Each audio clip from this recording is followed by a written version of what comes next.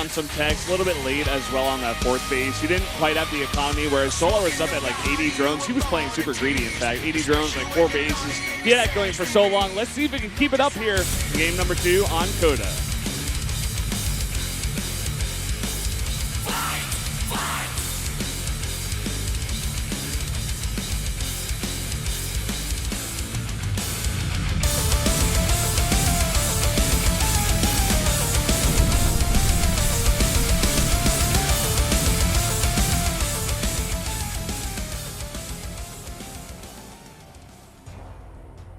Up here in the top left in the blue, the first blue player tonight to take a loss.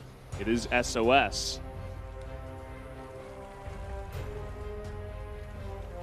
And over here to the bottom right in red, Solar. So SOS looked really frustrated. He looked a bit fluffed there in the booth. Yeah, he was a bit miffed. Someone's in there fluffing his feathers. He doesn't know what's going on. Okay, forward pylon again. Let's see if he goes forwards this time. Yeah, that would be a bit of a cool twist. Okay, just going to do an extractor cancel. Don't panic, everybody. I was like, he's not canceling that for the longest time. Yeah, he definitely made that drone a little bit late, like slightly late. Threw me for a loop there. Actually, more like he made the extractor a bit too early, I guess is what I really should say. But yeah, that was a bit off there. It's okay, Solar. I mean, don't get miffed. Not a game changer, but ooh. What's it gonna be? Oh, the suspense. He didn't even cue it. It's a gateway. Okay. All right. I guess he just wants to play like this again. And maybe Solar's gonna think, oh, he must be doing it for real this time. But he's actually not. Same build here from SOS. Either way, he does have to pull some drones, because if you don't know and you don't defend, you lose. And that's the shame of playing Zerg, unfortunately. I wonder if SOS kind of just did the math on this. He's like, okay, if they pull at least 3 drones, maybe 4, and I just put 1 pylon down and I cancel it, it's 25 minerals for that, plus the lost mining time of this probe, who's also going to scout. You know, it's definitely worth it when you consider how much lost mining time there is. Think about it this way. If 1 drone misses 15 trips, that's already paid for the cost of what he's going to get, what he's going to get back. I should say 5 trips is going to pay for the cost of the pylon in general, the lost minerals that he's never going to get back. So it's definitely, I think it's definitely worth it, especially if we've got 4 drones and it's each drone multiplied by 3, 4, how many trips he's missing. Yeah. It's, you know, again, resources, total resources, mine tab. It does seem good. It does seem like Solar's figured it out, by the way. He sent 2 drones down there, 1 to follow the probe and another 1 to patrol, and that was pretty much it. So I think Solar's just figured out SOS by this point. Yeah. Reads his bluff here. Obviously the Overlord's scouted by now. And let's see what sort of follow-up we're going to see from SOS here, because obviously he did go for that early gateway, so he will need to utilize that. Yeah. You remarked that actually SOS looked a bit miffed. That's how you put it. I think that's like, is that an Australian term? I don't know. I'm just trying to I don't know. Trying to bring my Moonglade influence into here. But also the Jin Air coach actually looked pretty frustrated when he first went in there. He put his hands on the desk and kind of looked down and sighed, and he's kind of like, why didn't you do this? Something like that's not really what you want to say to your players. You made bailings, you still lost, I don't know. It's if you do that again, we're going to have to kick you off the team. We talked about this. You'll be fine, you've got a lot of money. Just 1 in the gas remaining here. Probably going to take a 3rd base pretty soon. And we see the Stalker come out. This time, no Zealot, buddy. Lair. Very early lair here. See what he decides to do with that. Yeah. Could be like a Nidus. Versus Robo.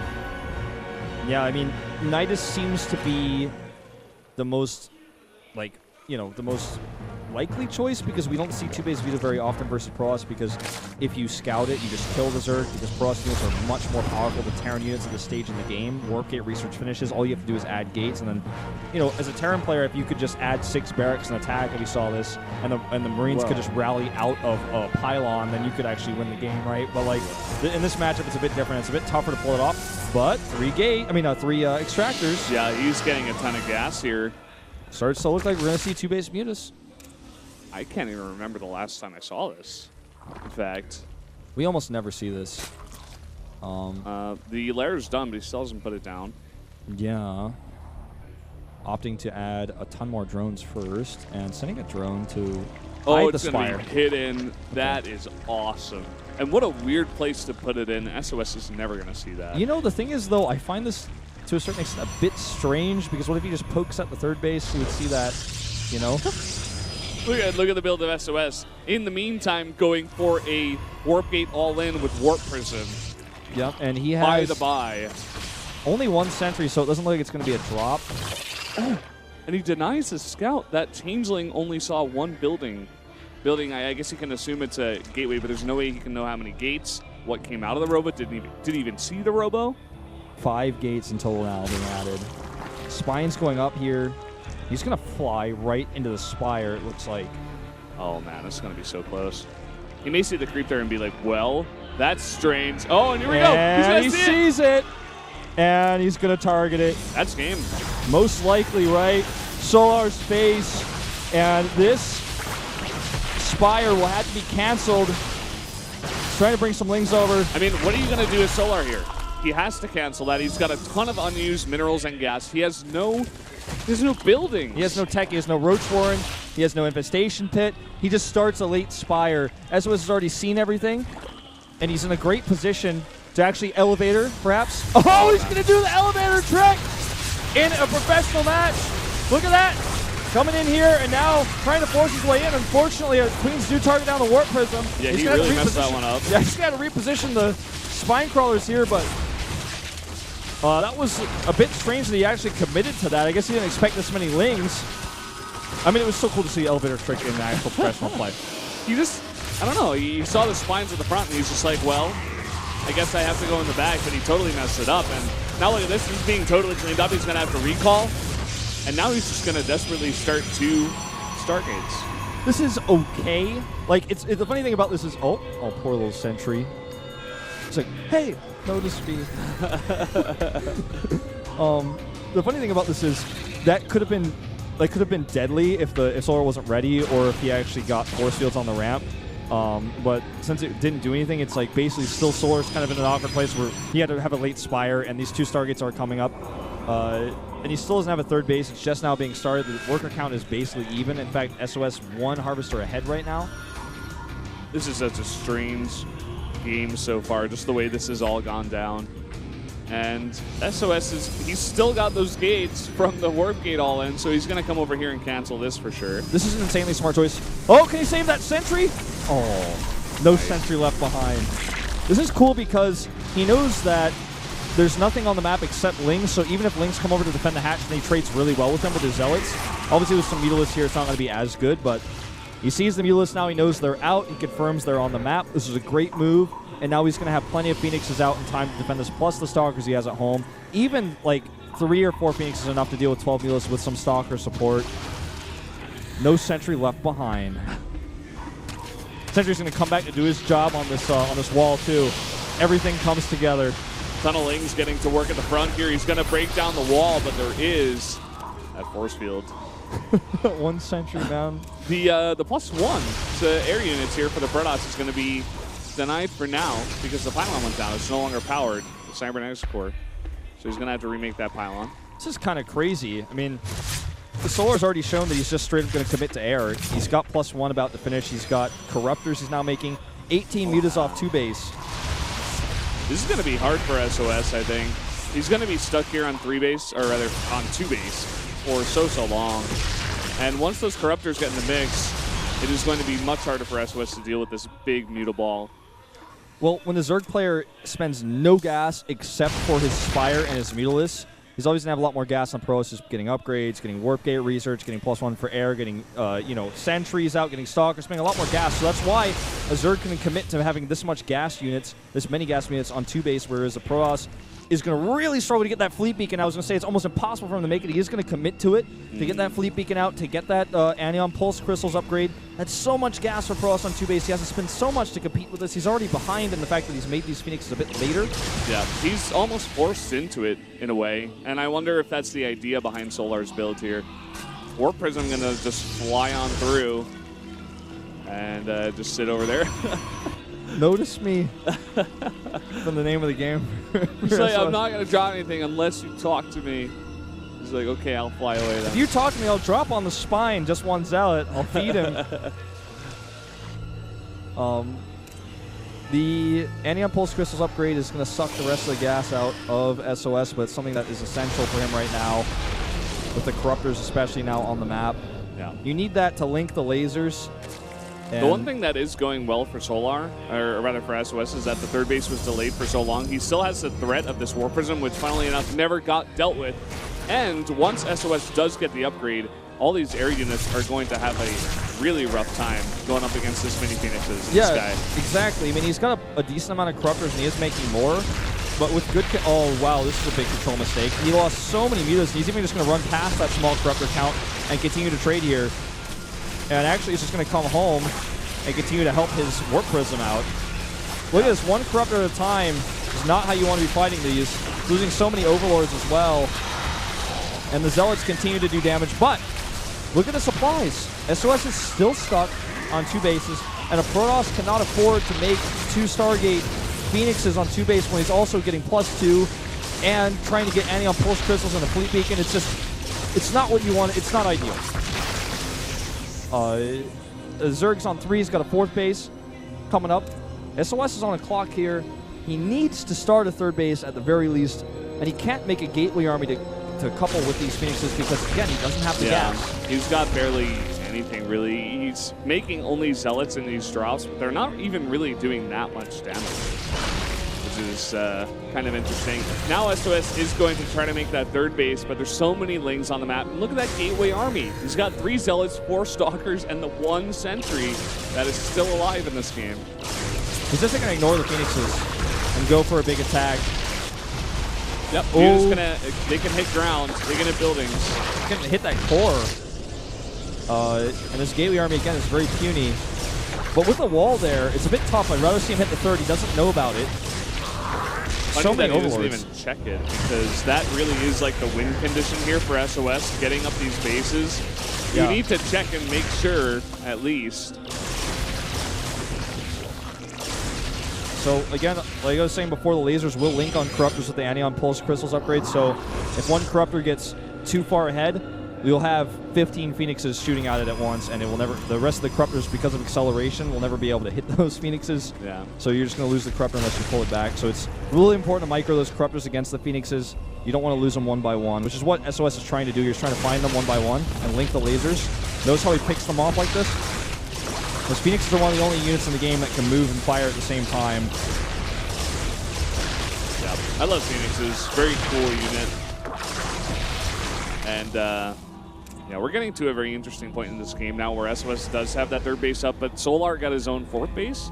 And just the way this map works out and the composition he's gone for, it's going to take a while for SOS to really punish that unless he goes for another Warp Prism here, which he has not built. You know, he could actually support going for those big drops, but he has to scout it. Finally, he does see it. And I think we'll see that harass in just a moment's time here. To give you guys an idea of how much damage these Phoenix have done, how many units Solar has traded on more bases, he has 10,000 resources lost to the 5,000 of SOS, so he's been half as efficient in these trades, but he's had basically twice the economy, so that's why this game remains relatively even. The control on these Corruptors has to be good. It has to be good. It cannot be like this. Cannot. Look at the link.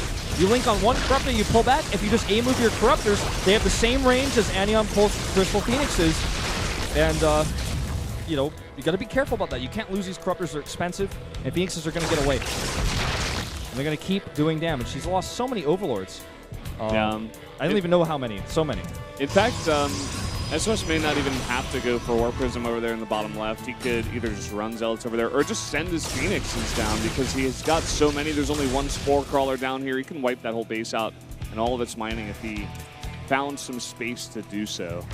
With how many Infestors we saw in Game 1, I feel like most people are pretty shocked we're not seeing an Infestation pick get made here to help deal with these Phoenixes. If your Infestor count is low and they get picked off while they're trying to get them out, I can understand why that's pretty stressful. That's a big commitment to gas. But Infestors would probably be the best way to deal with these big clumped up Phoenixes, right? Without any of them on the map. That's why it's just like, okay, I've got full range. Come and chase me with your slow corruptors. I dare you. I'm out of here. Like 6 kills and I'm out. Yep. Keeping the worker count even. Zealots are going over there without a Warp Prism, actually, like we were talking about, but still going to threaten this. It's going to force Mutalisk to move over there. Yeah, nice scout there from SOS, or rather from Solar. Just a couple of lings. He knew that was a threat. Is what you see at this highest level. Just players reading each other, reading their next move. It's kind of like chess, you know? Where are you going to send your units next time? You're going to send them to my base, so why don't I scout to make sure that doesn't happen? All right, we're starting to see some better micro here on these Corruptors. The Phoenixes do find a Mutalisk or two there. Oop, that one lagging Corruptor behind. Oh, and that Mutalisk. That'd be unfortunate. I mean, the Phoenixes are like piranhas, man. They will latch on and rip something to shreds. And they're just roaming around the map. Anything that gets linked within that fire in that range will get blasted. Now, this is a very difficult engagement to make here for Solar. And his inability to transition here, I feel like, might be what cost him this game. Yeah. No Infestors still. He's losing one Corruptor at a time. He's going solely air. He's got 44 lings. That's it besides his air units. And look at what SOS is massing up here. He's going to have so many gateways, I think, in total, at least 10, maybe 9. And he's going to have a huge Phoenix Force to deal with in the air. At the same time, he's going to have these very highly upgraded, very highly upgraded air units. But he's got a lot of Stalkers on the ground with Blink right now. 28. In fact, just a couple of sentries, throw down some force fields. He's got the Guardian Shield for the bounce from the Mutas, and he's going to be golden. I cannot stress enough the micro here on the Corruptors is so important. When one Corruptor gets linked like that, you have to pull it back. It's like microing drones versus Reapers or something. You just pull it back, and then if the Phoenixes chase it, the rest of your Corruptors take out the Phoenixes that chase. You've got to be very careful about those getting picked off one by one. He's losing so many of them. It's costing him so much to keep replenishing those. Finally, Pathogen Glands on the way, and we're starting to see some ground upgrades from both players. Blink is done. The next logical step, I feel, if we continue to see only air units, is probably adding some Archons in here. Archons do the splash damage to the Mutalisk and the Corruptors, and also work wonders, obviously, against anything they can get close to, including Infestors. There's girls like, this game is tense. They keep making flying ones. Yeah. What is going on? I don't like the bugs. They're gross. What's that stuff on the ground? These Phoenixes have +3. I mean, I know we've already mentioned this, but I just want to mention this again. They have +3. The Corruptors have +2 armor, plus their built-in armor, which is important because Phoenixes have a double attack, which means the armor is applied twice, which is why he went for +2 armor instead of +2 attack. But he stopped making attack upgrades. He didn't get +3 armor. He didn't get... oh, well, I guess it's because Hive isn't ready yet. But as soon as his Hive's ready, he should be getting that, right? +2 not as important, but he could have been getting it this whole time. This game is just really weird, and there's not a ton of things to say as we're kind of just watching the fireworks here, but I'm trying to, like, you know, give all the info I can to the viewer right now because I've got this observing PC that lets me look at things. Adrenal Glands on the way. I think SOS suspects a transition out of Solar very soon, and he would be right. Ultralisk Den just started as the second robotics facility has started. So both players kind of just gearing up for that later game PvZ, ZVP, and getting all the different units and techs that they will be needing here. Yeah. Uh-oh. He's going to try to beat in these Phoenixes. He sees it. Uh-oh. No observer here, though, as far as I can tell. Oh, wow. Stalker's actually out of position. And the Corruptors are in a place where this is going to be very difficult to actually engage straight up. Because he can't just pull them off one by one. It's going to be really tough, this micro. All right. At the same time, some Lings trying to run over to that bottom, or rather top right base, it looks like. At least gathering over here in front of the third. Oh, he doesn't even know about that base. Well, he's about to find out, I guess. Well, nope, sending over to the third base instead. Instant warp in to block off that tiny choke there. Really nicely done by SOS. Yeah, +2 Zealots versus +1 Armor Lings. going to have a hard time, those Lings. Again, the transition is just so late for Solar, and it's already been prepared for by SOS, like you were mentioning before. He's ready to make Ultras, rather make Immortals for Ultras at a moment's notice. Yeah, doesn't see them yet, hasn't scouted the main, hasn't seen the Ultraless den, so he hasn't made any Ultras just yet. Just some gateway units, and he is going for that attack. Some bundles coming out here, going to delay it. Yep, under spines, but a blink forward here. The problem is 2 Ultralists do come out, and if these Stalkers can't move, the Ultras will do a lot of damage here. Yeah, but still so many Stalkers as well, as the Archons doing a ton of damage to those biological units. And here he comes. Nothing really left back at home for Solar to deal with this gigantic gateway army. The positioning here definitely not in Solar's favor either. Those 4 Ultras are taking him forever to come out. He doesn't have any more Infestors. All he's got are these air units that are just not really that useful. He lost all of his Mutalists, so all that's left are the Corruptors, which are being picked off one by one. So the supply that you see at the top right isn't really indicative of this relevant supply of units in this game, which is quite small for Solar right now. He has that base of bottom left still. He is going to get 3 more Ultras, but these Corruptors are dead supply unless he gets a Greater Spire and starts to use them, which would be very difficult to do with this many air units on the map. Yeah, kind of funny that SOS backs off here, in fact. He had such great momentum. I guess he just got a bit scared. I think he's worried about like a bunch of Infestors popping out. I think he just wants to make sure he's got the best army possible. There's the Greater Spire. At the same time, he's giving time for what you just said, Greater Spire, more Ultras to come out. You know, he hasn't even built any Immortals just yet. He's making 2 right now, thankfully. He's definitely going to need that against those 5 Ultras, but there was that moment where SOS was attacking Solar there, and there was Ultras popping out one by one, not grouped up together. They had no support. Kind of remind me of that game. I think it was Myungshik versus Leenock on Deadwing. Cross spawn, super late game. Myungshik was able to finally win because he had like 20 gateways, and he warped in 1,000,000 Blink Stalkers with +3. That was the a great Ultras game. were just not grouped up together, and they couldn't deal with it. I remember that game really well because it was like one of Kanata's top 5 games or whatever that was always being shown in our commercial breaks. Yeah, I remember that game. That was pretty sick. +3 finally will complete the ground upgrades here for SOS, whereas just now only +2 for the Ultras. The Ultras with only +1 attack this entire time. They do have the Chitinous plating, but their attack upgrades are pretty flimsy. And the Immortal count getting high. Yeah, definitely about to hit 4 there, but SOS very comfortable, as many Protosses are these days, to just play ultra late game against Zerg. He's like, no, I don't have to kill you. I did some damage. Let's take a 5th base. Artosis would be proud. You know, the Broodlords are coming out. There are on the map right now only 8 Phoenixes left.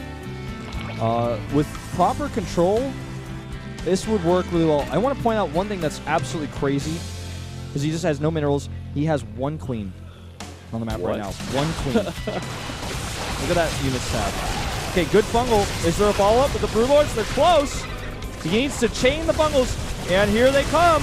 Broodlings raining from above. Another bungle locks those Archons in place. The Immortals at the back doing massive amounts of damage, but he's just zoning here. Don't forget, there's tons more Infestors nearby that can be used any moment that he needs to call upon them. And SOS is desperately trying to run away, but Solar's not going to try to give them that time. And SOS just does not have the composition to deal with that many Broodlords in the sky. He's trying to go for the blink. Great move here on those Infestors to keep them here for this exact situation, to lock these Stalkers down. A very smart move from Solar. Will it matter, though? I think the answer is no, because the Stalkers blink under the Broodlords. The Ultras go on the other side. When you have Broodlords fighting Stalkers, Ultras fighting Immortals, it's exactly the opposite of what you want. GG. Turns out he had the exact right unit comp to deal with what Solar had, just based on the positioning. The Ultras fought the Immortals. The Blink Stalkers got right underneath the Broodlords. No fungals to keep them in place. And SOS takes an amazing fight to win that game. He makes a split-second decision to attack there. As soon as he sees the Ultralists are hitting the base, he knows they're too far away, and he can blink in.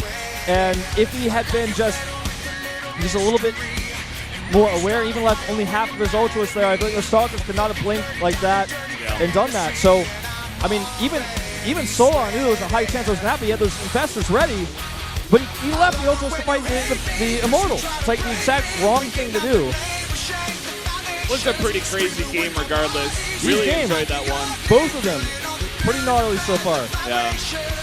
And that really speaks to how damning of a game StarCraft can be at times. Your army is so slightly out of position, you can lose a fight that you may have been favored to take, and it's pretty crazy, man. Yeah. Solar very obviously frustrated after that game as well, but it looks like Stork being a very good coach, calming him down, making him laugh, and should be ready to go. If I were Stork right now, just based off of watching that game,